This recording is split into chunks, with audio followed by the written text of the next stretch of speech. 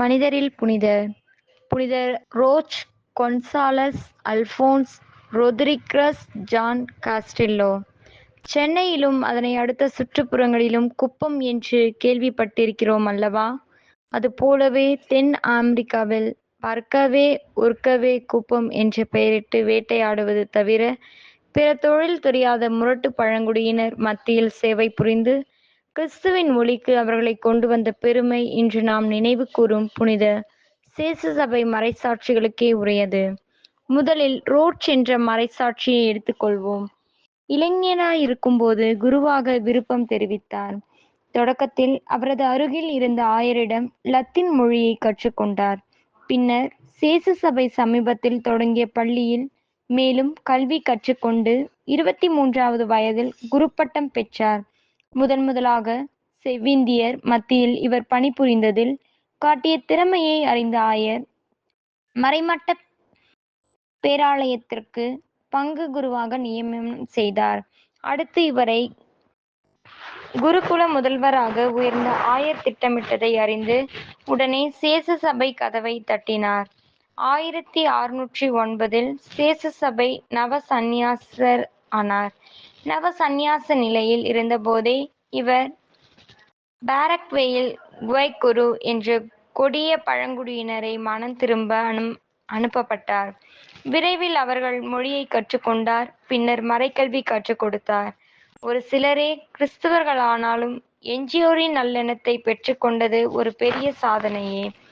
மறைக்கல்வியுடன் அவர்களுக்கு நிலத்தை உழுது பண்படுத்துதல், விதை விதைத்தல் போன்ற விவசாயத்தின் நுட்பங்கள் அனைத்தையும் கற்றுத்தந்ததின் பலனை அவர்கள் உணர்ந்தனர்.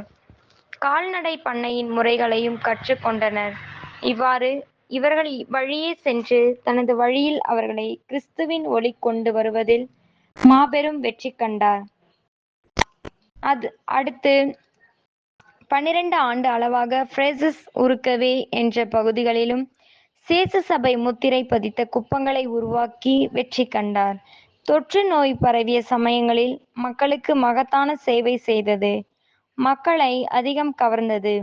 இவரிடம் பலதரப்பட்ட திறமைகள் இருந்தமையால் ஆண்மக்களை கவர பெரிதும் உதவியது.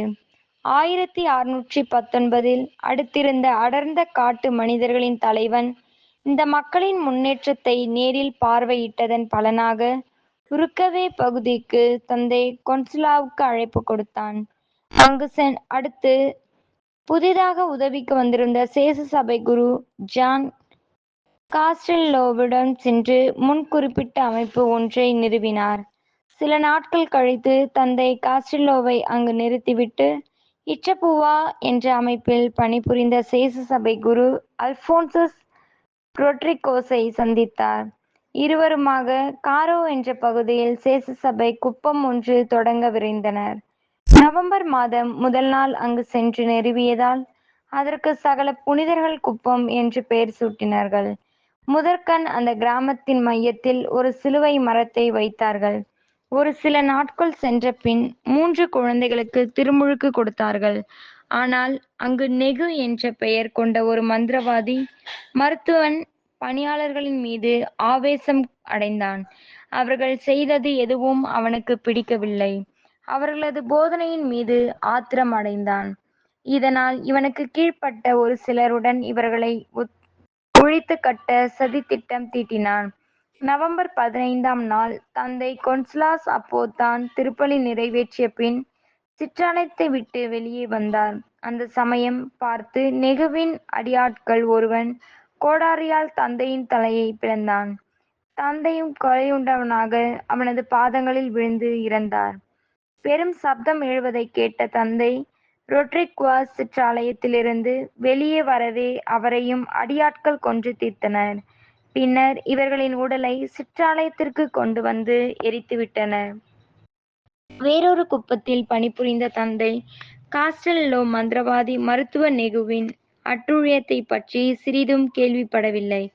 நெகு இவர் பணியாற்றும் குப்பத்தை அறிந்து இவரையும் தீர்த்து கட்ட திட்டமிட்டான். நெகுவின் அடியாட்கள் 2 சேச சபை பணியாளர்களையும் ஒழித்து கட்டிவிட்டோம் என்று பூரிப்புடன் அவனிடம் வந்து தெரிவித்தனர். அவ்வேளையில் இன்னும் ஒருவர் உண்டு, அவரைத் தீர்த்துக் கட்டுங்கள் என்று ஆணையிட்டான். அவ்வாறே அவர்கள் தந்தை இருந்த இடத்தை அடைந்தனர். தந்தை காஸ்டில்லோவுக்குத் தனது தோழிகளிருவரிடம் தங்கள் குருதியைச் சிந்திய விவரம் தெரியாது. இந்த நிலையில் இவரைப் பார்த்த வெறியாளர்கள் இவரைக் கோடாரியால் வெட்டி உடலைச் சுட்டெரித்தனர்.